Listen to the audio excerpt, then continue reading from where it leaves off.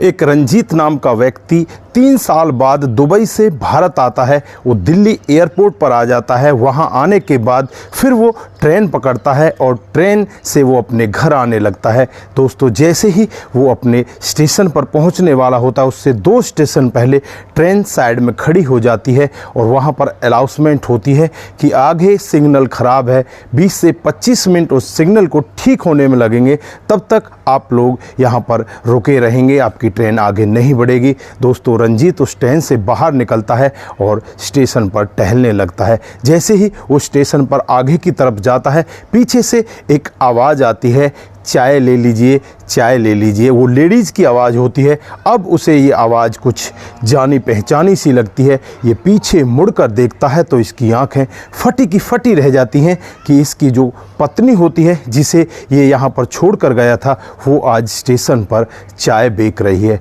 दोस्तों, ऐसा कैसे हुआ? वहाँ पर बहुत सारे इस व्यक्ति के ज़हन में सवाल होते हैं कि मेरी पत्नी यहाँ पर स्टेशन पर चाय कैसे बेच रही है। दोस्तों, अब यहाँ पर और बहुत सारे सवाल आपके ज़हन में भी घूम रहे होंगे कि क्या कभी अपने पत्नी से इस पति ने फ़ोन पर बात नहीं की? क्या इसे छोड़कर ये किस वजह से गया था? बहुत सारे सवाल आपके ज़हन में भी होंगे। दोस्तों, इन सभी सवालों के जवाब आज हम आपको इस वीडियो में देने वाले हैं, तो लास्ट तक वीडियो को ज़रूर देखिएगा। दोस्तों, आगे बढ़ने से पहले हमारी वही रिक्वेस्ट कि जो हमारे चैनल के साथ नए हैं, कृपया करके चैनल को फॉलो कर लें, बेल आइकन को ज़रूर प्रेस करें, जिससे आगे की अपडेट आपके पास आती रहे। नमस्कार, जय हिंद। आप देख रहे हैं APH न्यूज़ राहुल रावत के साथ। तो दोस्तों, आज की जो हकीकत की घटना आपको बताने जा रहा हूं, ये उत्तर प्रदेश के बरेली के एक गांव की हकीकत की घटना है। यहां पर रंजीत नाम का एक लड़का जो अपने परिवार के साथ बड़े आराम से रहा करता है। उसके परिवार में उसका एक छोटा भाई होता है, माता पिता होते हैं। अब माता पिता को लगने लगता है क्यों ना रंजीत की शादी कर दी जाए। दोस्तों, पड़ोस के ही गाँव में एक लड़की देख ली जाती है जिसका नाम रजनी होता है। रजनी की रंजीत के साथ शादी हो जाती है और बड़ी अच्छी से शादी होती है और ये फिर अपने घर परिवार के साथ बड़े आराम से रहने लगते हैं। धीरे धीरे समय बीतने लगता है। जो रंजीत होता है वो फ़ोन पर किसी से बातचीत किया करता, कभी तो उससे चैटिंग पर बातचीत किया करता, कभी इंस्टाग्राम के ज़रिए, कभी फेसबुक के ज़रिए। इस तरह से किसी लड़की के प्यार प्रसंग में पड़ जाता है। वो लड़की दिल्ली की रहने वाली होती है, वो फ़िलहाल में दुबई में रह रही होती है। दोस्तों, यहाँ पर इस सब के बारे में उसकी पत्नी को भी भनक लग जाती है, लेकिन पत्नी पूरी भारतीय नारी होती है। वो अपने पति को समझाती तो है कि जिस रास्ते पर आपने अपने कदमों को आगे की तरफ बढ़ा दिया, वो रास्ता बहुत ही खतरनाक है।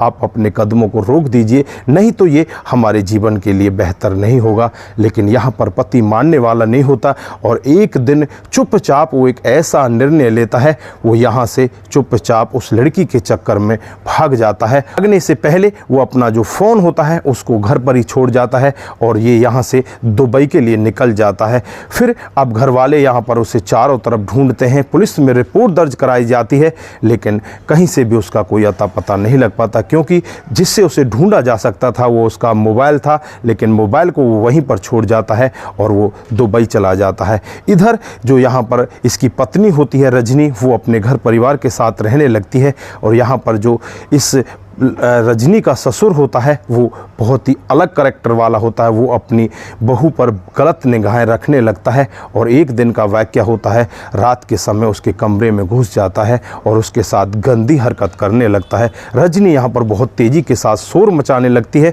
अड़ोसी पड़ोसी वहाँ पर इकट्ठा हो जाते हैं। अड़ोसी पड़ोसी इस ससुर के मुँह में बुरी तरह से इस तरह के शब्दों से भरते हैं कि तुम्हें शर्म आनी चाहिए, तुम अपने बेटे की बहू के साथ किस तरह के संबंधों में होना चाहते हो। जो यहाँ पर इसकी सास होती है रजनी की, वो भी उसे बहुत बुरा भला कहती है और लोग बाग इसे घर का मामला समझकर फिर अपने घर चले जाते हैं। पुलिस में यह मामला नहीं जाता।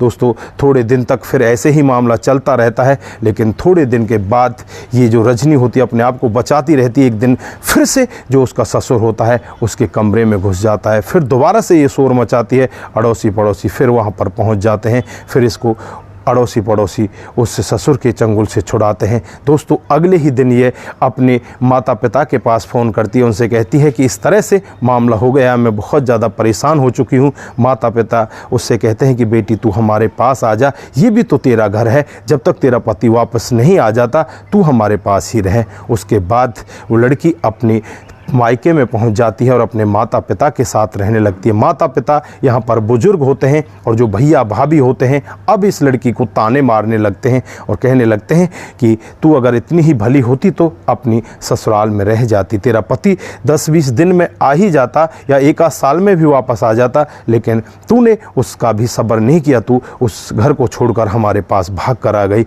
यहाँ पर इस तरह से इसे ताने मारे जाते हैं। ये बहुत ही ज़्यादा परेशान हो जाती है और एक दिन तो हद तब हो जाती है जब भाभी इसे खाने के लिए भी ताना मार देती है। अब ये बहुत ज़्यादा परेशान हो जाती है। परेशान होकर करे तो क्या करे, ये पड़ोस में ही एक कमरा किराए पर लेकर रहने लगती है। इसके माता पिता बूढ़े होते हैं, वो भी इसके साथ रहने लगते हैं। अब इसे पैसों की ज़रूरत पड़ने लगती है। पड़ोस में ही एक लेडीज़ होती है जो डेली स्टेशन पर जाया करती, वहाँ पर चाय बेचा करती और अपने परिवार का गुजारा किया करती।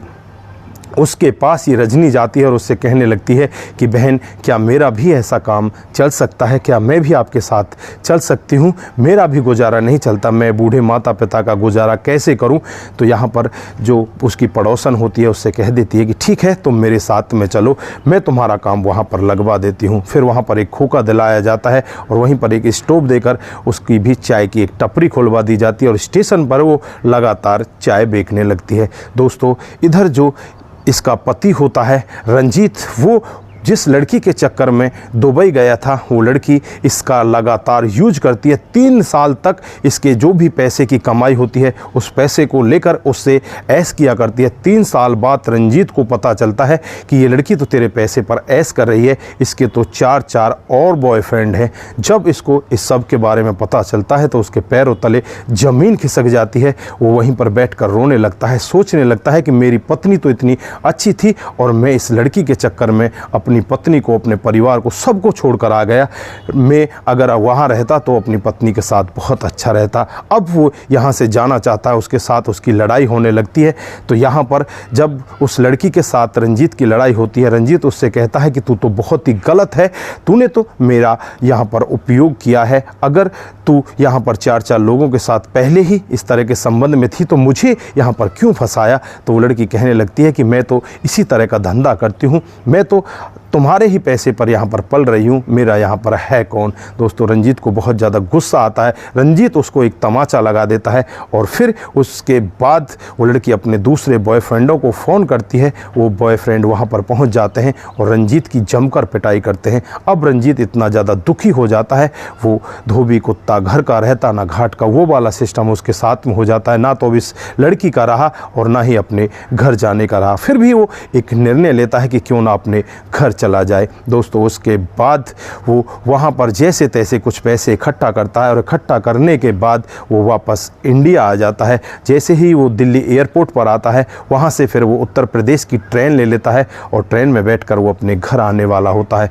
तभी रास्ते में एक ट्रेन 2 स्टेशन पहले रुक जाती है और वहाँ पर चाय बेचने की आवाज़ आती है, पीछे से एक लेडीज़ की आवाज़ आती है। जब मुड़कर वो उस लेडीज़ को देखता है तो वो लेडीज़ कोई और नहीं होती, इसकी खुद की पत्नी होती है। जब इसे वो पत्नी देखती है तो इसके पैरों को छूने लगती है। दोस्तों एक ये पत्नी है जो आज भी 3 साल बाद अपने पति के पैरों को छू रही है और एक वो लड़की थी जिसके चक्कर में इसने अपने 3 साल बर्बाद कर दिए थे, पूरी कमाई उसने इससे हड़प ली थी।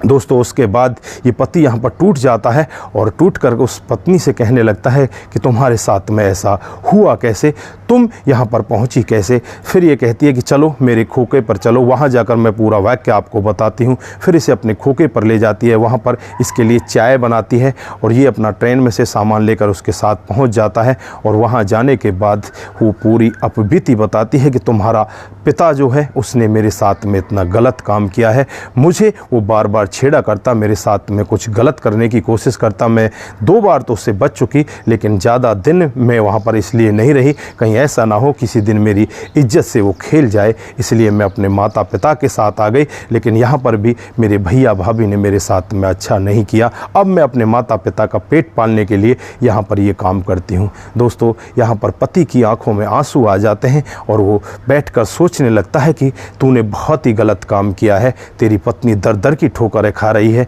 और तू वहाँ पर उस लड़की के चक्कर में इस तरह से फंस गया। अब यहाँ पर वो कहता है कि चलो ठीक है, अब हम अपने घर चलते हैं। फिर वो अपने घर के लिए अपनी पत्नी को लेकर जाता है और जब वहाँ पर वो पहुँचते हैं तो वहाँ देखते हैं उसके माता पिता तो है ही नहीं। उसका जो छोटा भाई है उसकी शादी हो चुकी है, उसके भी छोटे छोटे वहाँ पर बच्चे खेल रहे होते हैं। दोस्तों, यहाँ पर छोटा भाई भी अपने बड़े भाई को देखकर बड़ा खुश होता है। जब बड़ा भाई अपने छोटे भाई से पूछता है कि माता पिता कहाँ हैं, तो वो बताता है कि उन दोनों का तो देहांत हो गया, वो मर चुके हैं। दोस्तों, यहाँ पर भाई की आंखों में आंसू आ जाते हैं और उसके बाद जो इनका काम होता है, इसकी पत्नी का काम जो चाय का होता है, उसी काम को आगे बढ़ाते हैं, उस काम को भी करते हैं। जो इसके सास ससुर होते हैं उन्हें भी वो अपने पास ही रखते हैं और अपने कामकाज को धीरे धीरे आगे बढ़ाने लगते हैं। दोस्तों, एक लड़का जो एक लड़की के चक्कर में इस तरह से बिगड़ चुका था, वो अपनी पत्नी को, अपने परिवार को छोड़कर चुपचाप दुबई भाग जाता है और 3 साल बाद वापस जब वो आता है तो उसकी पत्नी एक स्टेशन पर चाय बेच रही होती है। दोस्तों, उसका पूरा का पूरा दिमाग ठीक से हिल जाता है। वो यहाँ पर बैठकर सोचने लग जाता है कि तूने बहुत ही गलत काम किया। आज वो व्यक्ति सुधर चुका है, वो अपनी पत्नी और अपने सास ससुर के साथ बड़े आराम से रह रहा है और उनके जीवन को धीरे धीरे आगे बढ़ा रहा है। तो दोस्तों, ये थी आज की हकीकत की कहानी। आप लोगों को कैसी लगी?